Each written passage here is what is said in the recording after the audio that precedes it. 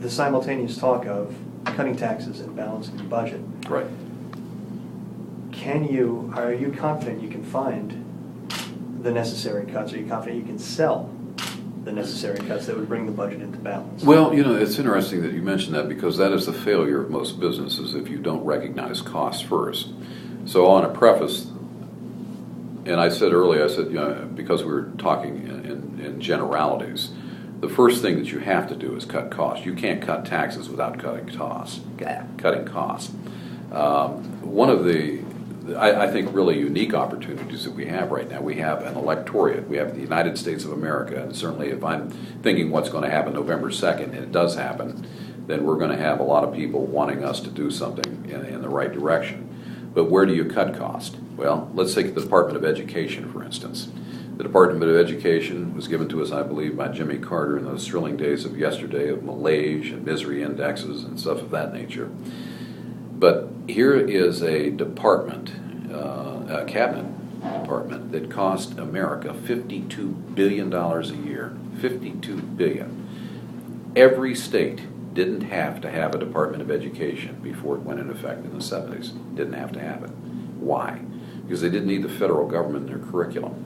And quite frankly, that is a redundancy. We can do everything in the state of Pennsylvania or the state of West Virginia that the federal government messes up in Washington. We don't need the Department of Education. Ronald Reagan in 1982 tried to abolish the Department of Education. He felt the same way. And it's a good story because all these people from Harvard and Yale and a lot of the Ivy League schools came down and wanted to talk to Reagan about this, because he said, here you are, Ronald Reagan. You're a graduate of, I think, Eureka College. You had a C average, played a little football. And here we are, academia. We've had a life of it, and we think that we need the Department of Education. And then they questioned him, and they said, well, why do you think, with this limited education that you have, that you think you have the pedigree to stop or to drop or to eliminate the Department of Education? And Reagan answered him, I think Reagan-esque, and he said, well, I've often thought about the education that I have. And I can certainly understand what you mean, because I've thought about it. And I've thought about going back to school maybe to get more of a degree. And if I would have done that, I might have grown up to be a real success. And I think that's the type of humor and it's the type of realism that we need today. The Department of Energy, what does it do? I don't know. Does it drill any wells? Does it mine any coal? But we have it, and it cost America $30 billion to operate. Do we need it? No. When do we get it? Why do we have it? It doesn't make any sense.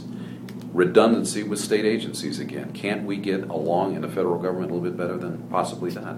When you look at the size of the federal employees in this country, if we would just go 1 year without giving them raises, how many billions of dollars would we save?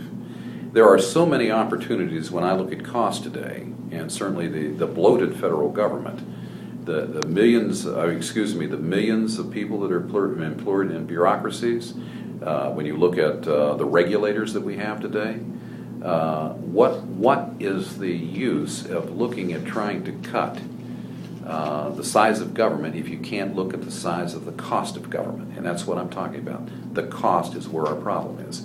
Once you cut the cost, then you can start with tax decreases. We're just trying to hold them where they are right now, and that's extension of the Bush tax cuts. But I think that they should go a lot lower.